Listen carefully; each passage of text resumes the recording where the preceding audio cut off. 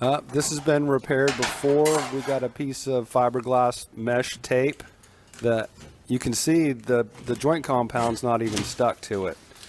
I'd have to assume that they used a all-purpose joint compound on the first coat.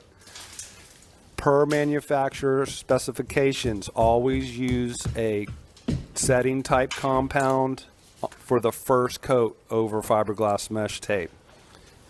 It's crucial or you're going to have your tape fail right off the bat.